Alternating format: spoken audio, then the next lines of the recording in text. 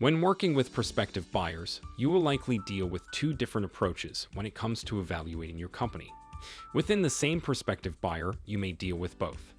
Some individuals from each prospective buyer will likely focus on strategic elements, your company's vision, your choice of markets, your customers, and your channels. They are looking to determine if you have positioned your company strategically for growth and are a good fit to their investment strategy. Almost all prospective buyers will have analysts who will provide input on whether or not investment in your company is warranted. The concept of an analyst is not about a job title, but the approach taken to evaluate your business. Analysts like to deal with data-driven companies. For these analysts, exit planning is all about numbers. Historical financials, historical metrics, projected financials, ratios, data analytics, etc.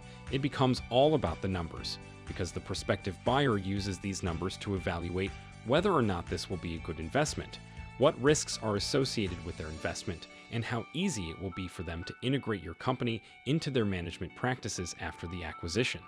It is highly likely that the company, private equity group, family office, or other investor type evaluating your company will use metrics and KPIs as a significant part of their management practice to review the progress of your company after acquisition to monitor projected revenues and profits.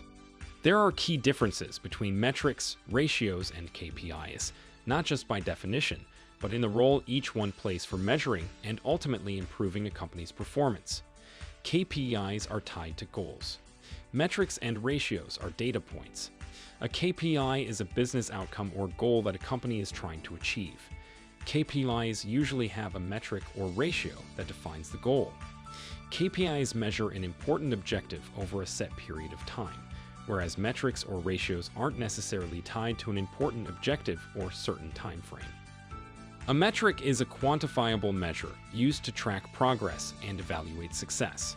In particular, business metrics are used to track progress and performance in certain areas that are critical to the health of a business, such as revenue, customers, employees, and so on. Examples of metrics would be revenue, the number of people that visit your website, and email click rates. A ratio is a comparison of two or more numbers that indicates their size in relation to each other. Examples of ratios would be percent profit of revenue, percentage of accounts receivable over 60 days, or number of inventory turns per year. Prospective buyers will be looking to compare key ratios on your company versus others in your industry, versus their company or versus other companies in which they have invested. They will be evaluating whether or not your key ratios are best in class, average, or below average. Metrics, ratios, and KPIs can be broken down into the following categories. 1. Financial. 2. Customer. 3. Operational. Prospective buyers will be looking for historical revenue, gross margin, operating expense, and profit information for at least the last 3 years. This information should be collected and formatted in advance of discussions with any prospective buyer. Any deviations from norm or trends should be identified and explained. Earnings before interest, taxes, depreciation, and amortization should be calculated and available for review, along with EBITDA numbers adjusted for owner-related expenses. Cash flow statements by year should be available for review. Both financial metrics and ratios will be important to prospective buyers. Customer information will also be important to prospective buyers. They will want to understand the makeup of your customers, such as total number of customers, the largest customers as a percentage of sales, your top customers as a percentage of sales, the number of new customers each year, and the number of lost customers each year, if measurable. They will be looking for consistency of revenue from each customer to determine how reliable and repeatable revenues will be after acquisition. They will also want to see how you measure and track customer opportunities and your open backlog of orders. They will likely want to drill down total revenue and margins and analyze this data by industry, customer type, product or service group, channel, and country. If you have a sales force, they will want to see sales by salesperson and their performance to their sales goals. Operational information will vary widely by the industry in which you operate. For product-oriented companies, the prospective buyer will likely want to review key purchasing information, such as total purchases per year, number of single source vendors, number of key vendors, vendor lead times, percentage of vendor on-time deliveries, and percentage of vendor shipments returned. They will also want to review key outbound information, such as percent of on-time deliveries, percent of product returns, and number of customer complaints. For service-oriented companies, the prospective buyer will likely want to review the number of open projects, percentage of projects delivered on time, project cost variances, project profitability, staff utilization, and other project-related metrics. Regardless of industry, they will likely ask to see written procedures for your key processes. They likely will ask if you hold any certifications, such as ISO, CMMC, woman-owned, minority, disadvantaged, or small business certifications. Each prospective buyer will want to see your data in a variety of views to determine whether or not your company is a good investment, such as analyzing annual sales by customer, by product group, by channel, or by country.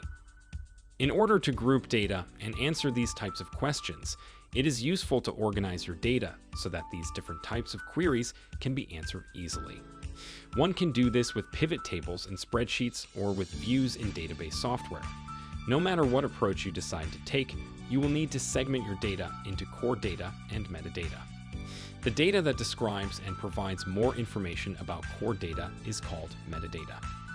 The core data may include order information, backlog information, product description, shipment and revenue information, or cost data. Metadata might include several dates: customer order date, requested ship date, actual ship date, and actual delivery date. Dates can be provided in the format of a specific date, week, month, quarter, and year. Other metadata might include product information, such as product technology data, or several categories of product groupings. Other data about the core data might include customer name, vendor name, ship to country, vendor country, military vs non-military, customer industry, sales channel, salesperson, etc. View core data as data that will likely need to be included in every different view, while metadata is the information that will be used to group, select, and sort the core data. Once you have assembled both the core data and the metadata, you will be ready to answer a wide range of questions that any prospective buyer might ask. One strategy to secure a higher valuation for your company is to already have in place much of the data analytics, metrics, ratios, and KPIs for which your prospective buyer will be looking. What better way to communicate to a prospective buyer that your company is a good fit and a good investment than to have this data in place and easily accessible? Since much of management and oversight of an acquired company is based on meeting objectives and metrics, this communicates how easy it would be for the company and its management team to transition to a post-sale environment.